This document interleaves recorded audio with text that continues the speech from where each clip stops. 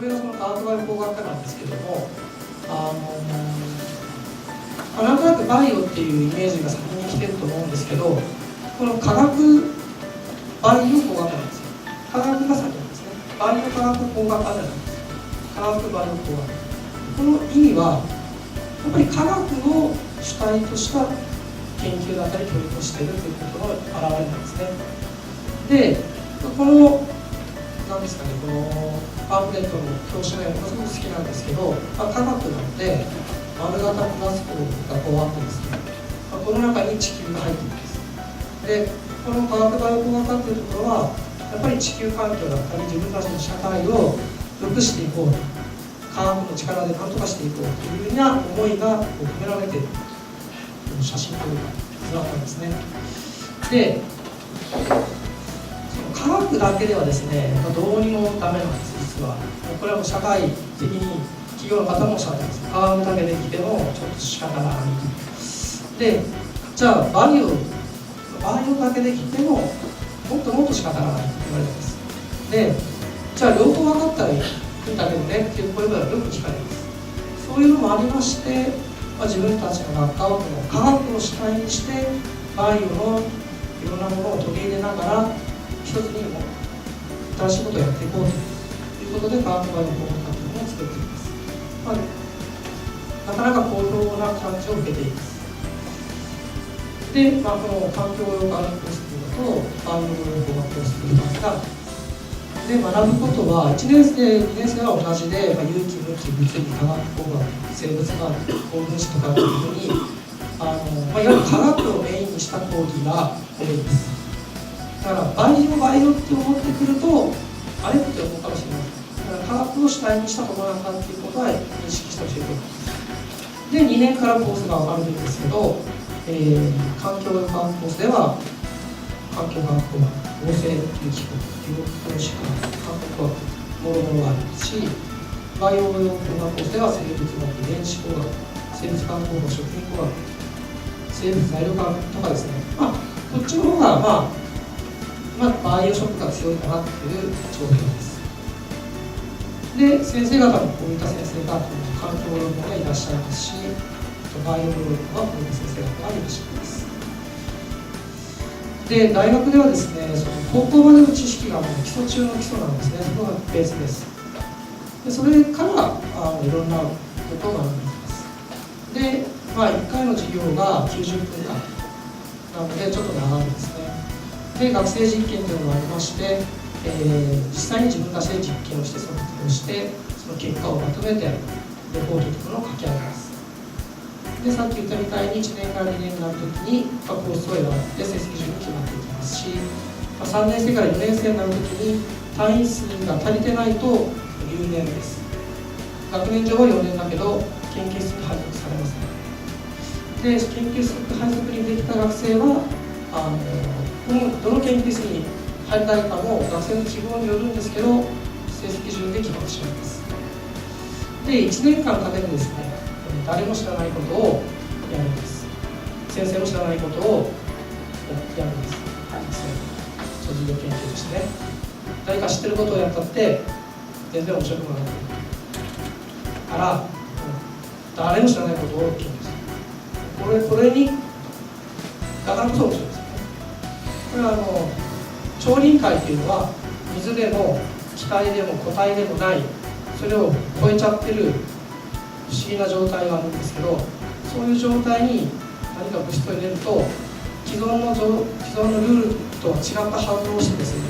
新しいものが生まれたりだとか、何か違った反応が起きるわけです。そういったことを利用して、廃棄物から有用物質を生み出そうという研究をやっているところがありますし、微生物をですね探してきてものすごくいいものを作る微生物を探したりとか、その遺伝子を解析して応用的に役立てる教育があります。で、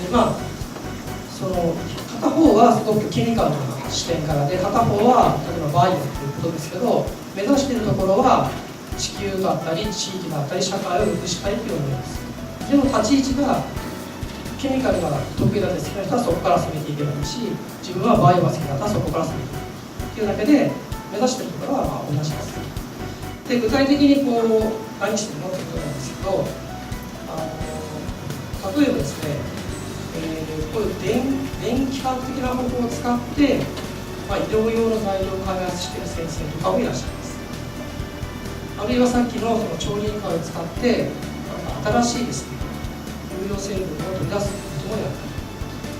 り、あるいはこの先生の超臨界を使って薬物ナノ粒子を作ることもやっていますし、いろんなこう化学薬品を作るときにはいろんな化学反応をステップさせてやっていくんですけど、その過程で実は結構有害なものをですね産物としてできてしまうんですけど、そういったものを使わない優しい化学反応を追求しているのがグリーンケミストリーというんですけど、こういうことをですね一生懸命やっている、研究室もありますし、これもその新しい有機化学ですね、こう生物の営みを利用して何か作れないかということをやっている部屋もあります。あるいはこういう発酵素子の研究だったり、新しいエネルギーの化学物質を作ることをやったりですね、これもそのバイオ系のアルコールから水素を作り出す技術、触媒技術を研究している先生がいらっしゃいます。そして、例えば排水処理だったり長めの処理を研究している先生もいらっしゃいますし、サナルコが近くにありますけどをきれいにすることにチャレンジしている先生もいらっしゃいます。またその二酸化チタンというのを使って水処理をやっている先生もいらっしゃいますし、こういう泡を使って水をきれいにするだったり物を分けるということをやったりしています。あるいはその新しいですね、蓄電材料を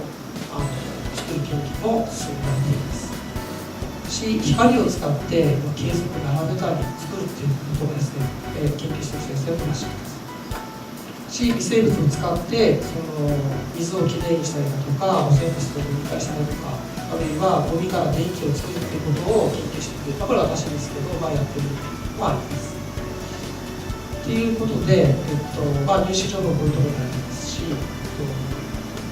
実際皆さんが研究室に入るとですね、4年生で研究室に入るとどんなふうなことがやるかということですけども、皆さん研究したらそれを学会に発表します。室外工学部だからっていうわけじゃなくて、講義っていうのはですね、自分の適性を知る手がかりです。講義っていうのは授業っていうのは真面目に聞いていい成績取らなきゃいけないと思ってるんでしょうけど、自分に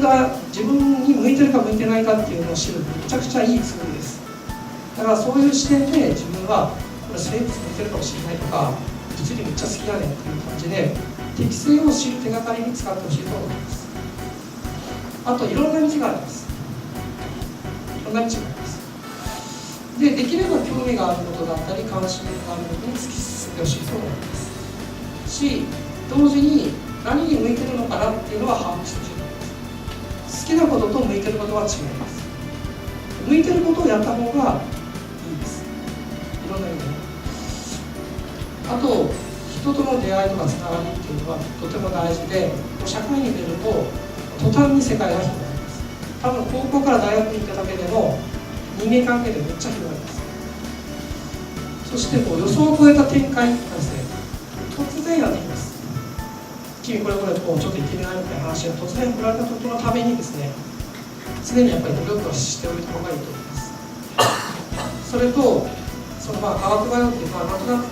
生物系でよりのことですけども、英語と数学のセンスは絶対に必要です。生物系のことをやる人であればなおさらですね、数学のセンスは絶対に持っててほしいと思います。あと10年後の理想っていうのは必ず考えてみてほしいと思いますね。皆さん28歳ぐらい、だから26歳ぐらいになった時は自分はどうなっていたいのかっていうのをですね、やはり強く意識したらいいんじゃないかなと思います。あとですね、皆さん若いのでもう失うものは何もなくてですね、得るもの若いです。怖いものなしです。皆さんですどんどん挑戦してほしいと思いますね。でも学生はですね、未来の宝なのでと思ってますし、テクノロジーっていうのは社会を変える強い力を持っていると思っているので、工学部に来たらですね、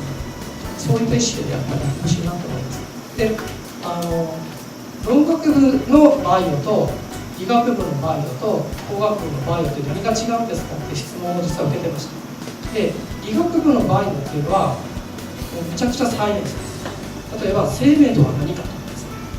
地球ってどうやって生まれたのみたいなことを本気で考えるところが理学部です。で、農学部は若干応用にシフトしてて、例えば美味しいものを作るにはどうしたらいいかとか、病害虫に強い野菜を作るにはどうしたらいいかとかっていうような視点から研究している。で、工学部はもっとその応用にシフトしていて、例えば CO2 を発生させないような反応がどうしたらいいかとか、もういわゆる社会にいかに還元するかっていうところの視点からの研究だったり開発っていうのが工学部の特徴だ